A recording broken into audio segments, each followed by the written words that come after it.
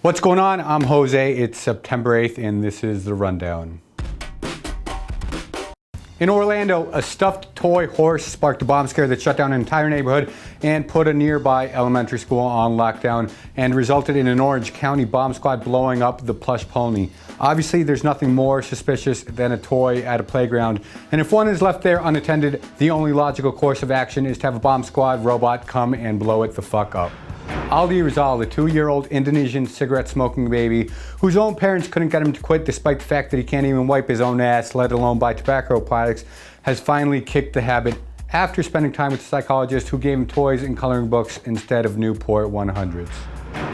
This week's Stupidest Dude Out There award goes to a Florida Christian minister named Terry Jones, who for the anniversary of 9/11 has planned a Burn a Quran Day. This despite warnings from both the White House and the top U.S. general in Afghanistan that such actions would endanger overseas troops.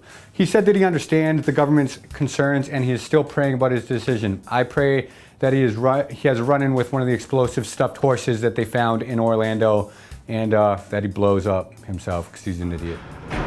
Heavy rains in Guatemala have caused landslides that have killed at least 38 people, some of who were rescuers trying to save people already trapped in the mud. And as rains continue, officials warn of more possible landslides.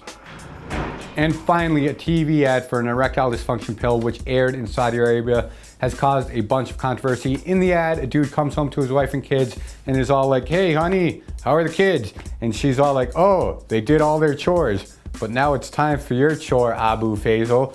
Then Abu turns to the camera, smiles, and then the slogan comes up to the pill and it says it gets the job done and it promises 36 hours of stiffness.